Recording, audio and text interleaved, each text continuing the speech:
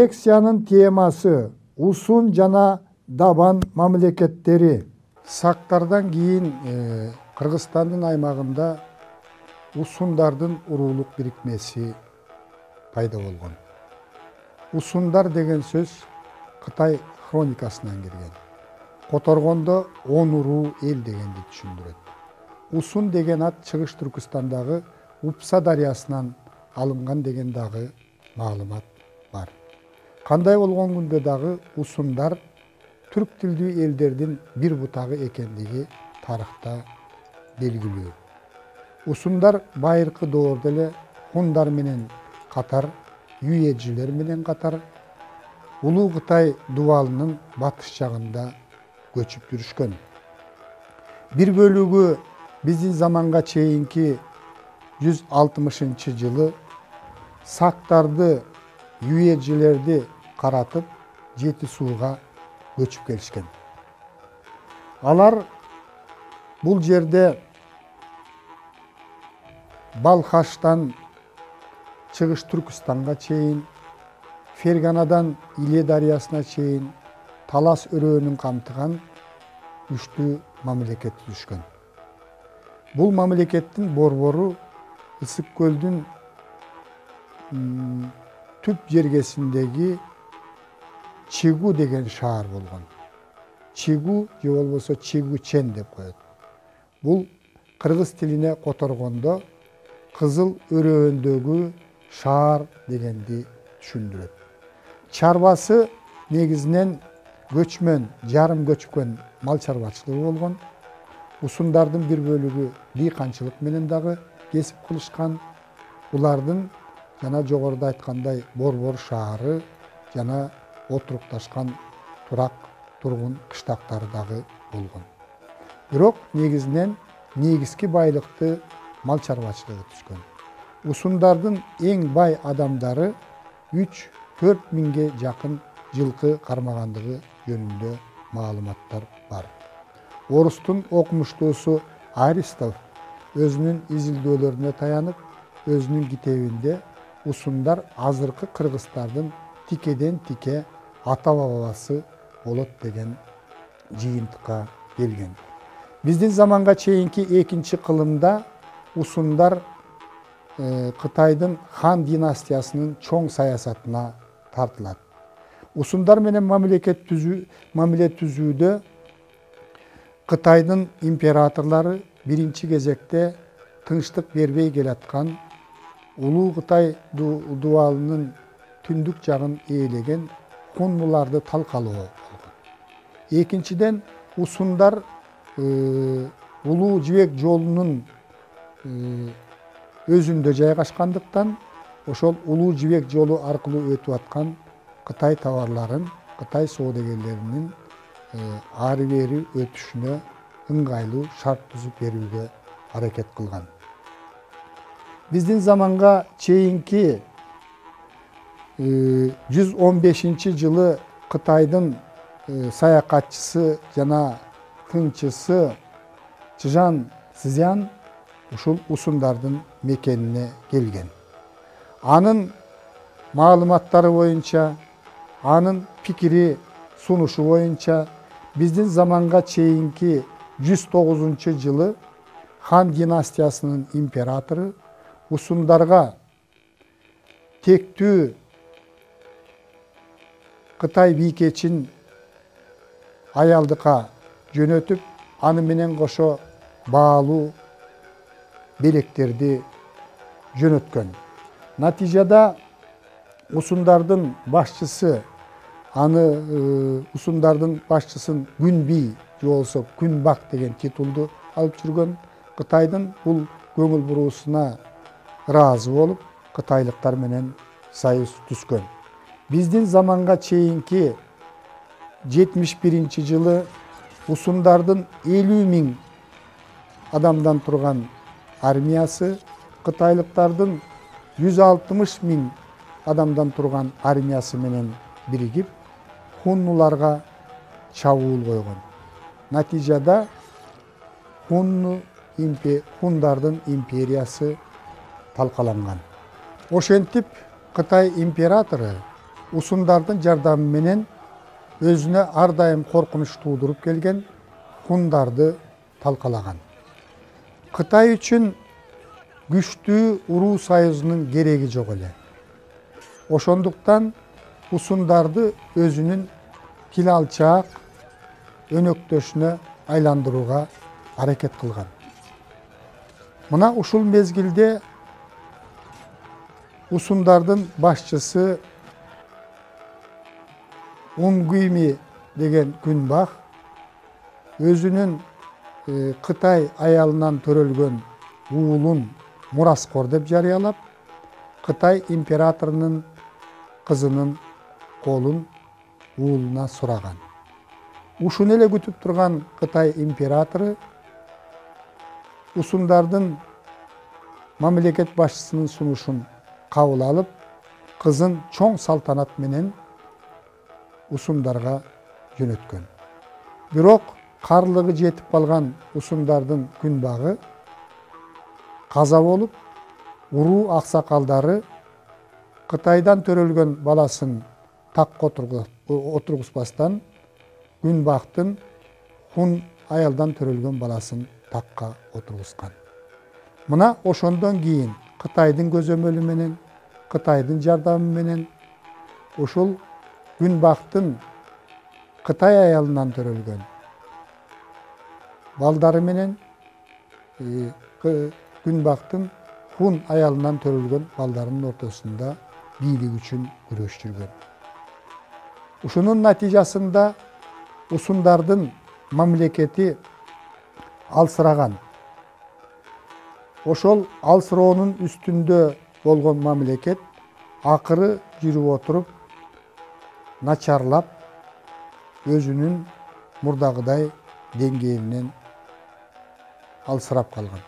Усундардын маданияты негизинен сактардын маданиятына окшош.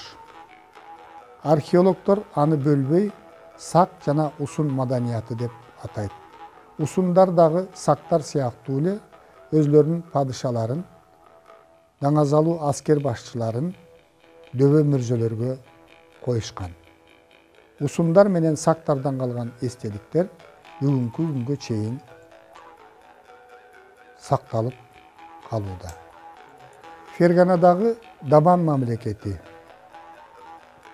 биздин заманга чейинки 1-миңжылдыкта азыркы Кыргызстанга тиешелүү Фергана өрөөнүндө гүлдөп өнүккөн мамлекет болгон. Бул мамлекет жөнүндөгү маалыматтар Кытай хроникасында сакталып калган. Ал маалыматтар негизинен биздин эрага чейинки 2-1 кылымдарга таандык саясий окуяларды баяндайт. Маалыматтар боюнча Даван мамлекети Ферганадагы өтө күчтүү өнүккөн мамлекет болгон. Даван мамлекетинин калкы 300.000 адамды түшкөн. Алар душманга каршы 60.000 аскерди коюуга жөндөмдүү болгон. Даван мамлекетин падыша башкарган. Падышаны ишин жардам бере турган, тескей турган аксакалдар кеңеши болгон. Аксакалдар кеңеши падышаны тактан чыгарууга, такка отургузууга, согуш жана тынчтык маселелерин чечүүгө кеңири укукка ээ болгон. Давандыктар негизинен дыйканчылык менен кезип кылган. Сугат системасы абдан жакшы өнүккөн. Буудай өстүрүшкөн, арпа өстүрүшкөн, сулуу өстүрүшкөн, беде өстүрүшкөн. Давандыктардын атагын алыска кетирген бул жердеги ушу жылкы өстүрүү күчтүү өнүккөн. Давандыктар өстүргөн жылкылар жөнүндө дүйнөгө уламыштар жүргөн. Бул жылкылар асмандан түшкөн жылкылар деген уламыштар айтылган. Даван жылкыларына ээ болууга коңшу мамлекеттердин башчыларынын бардыгы аракет кылган. Давандыктардын коомдук түзүлүшүндө бул социалдык ар кандай катмарларга бөлүнгөн.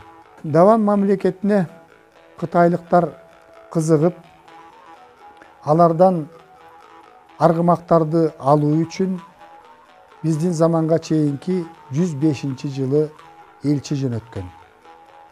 Элчи Даванга келип, аксакалдар кеңешине өзүнүн өтүнүчүн айткан. Бирок аксакалдар кеңеши Кытайга аргымактарды бербестиги жөнүндө билдирген.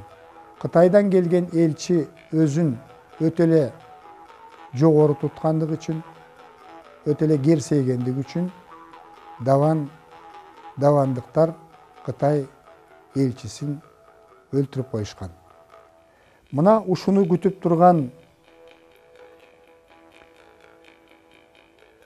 Кытай императору биздин заманга чейинки 103-жылы Ли Гуанли деген аскер башчысынын командасы астында Даванга 6000 аскер, 6000 атчан аскер, дагы 1000 деген жөө аскерлерди жөнөткөн. Алар Даванга келип, давандыктар тарабынан катуу каршылыкка дуушар болуп, кыйроого учурап, аскерлердин бир бөлүгү өлүп, бир бөлүгү Кытайга араң жеткен. Биздин заманга чейинки 101-жылы Кытайдын императору ошол эле полководец Ли Гуанлиге дагы 100 000 аскер топтоп берет. 100 000 аскер, аны коштогон 100 000 малга азык-түлүк жүктөп алып, Ли Гуанли кытайлыктар ушул Даван мамлекетине экинчи жолу чабуулга өтөт. Давандыктар душман менен колунан келишинче каршылык көрсөтүп салгылашкан. Өзгөчө Даван мамлекетинин борбору Эрши шаарынын тургундары шаарды коргоодо эрдиктин үлгүлөрүн көрсөткөн. Шаар дубал менен курчалган, 40 күн кытайлыктар курчап турушкан, шаарга келген сууну буруп жиберишкен. Мына ушундай кырдаалда Эрши шаарынан давандыктардын ичинен мурдатан эле бийликке умтулуп жүргөн Мотсай деген төрө чыккынчылык кылып, кытайлыктар менен байланыш түзүп, анын жардамы менен кытайлыктар Эрши шаарына кирип, аксакалдарды туткундап, аларды ошол падыша Мугуанын башын алып келип берүүнү талап кылышкан. Аксакалдар айласыздан ошол падышаны өлтүрүүгө макул болушуп, ошол падышаны башын Мотсай чыккынчынын жардамы менен кытайлыктарга беришкен.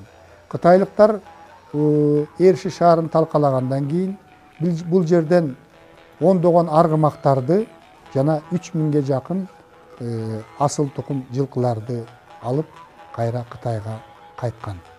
Бирок жолдо дагы кытайлыктар өтө бул жактан алысырап калгандыктан жолдо да кыйналып, алган малынын, жылкыларынын 1000 гана Кытайга жеткен экен.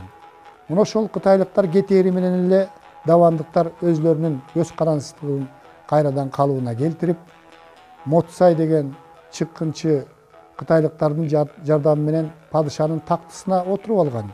Аны өлүм жазасына буйрушуп, ошол мурдагы падыша Мугуанын Чанфын деген инисин такка отургузган. Ошентип 4 жылдык тирешүүнүн натыйжасында, 2 жолку чоң салгылашуунун натыйжасында давандыктар өздөрүнүн эркиндигин сактап калган, кытайлыктар бул мамлекетке тийишүүнү токтотtu.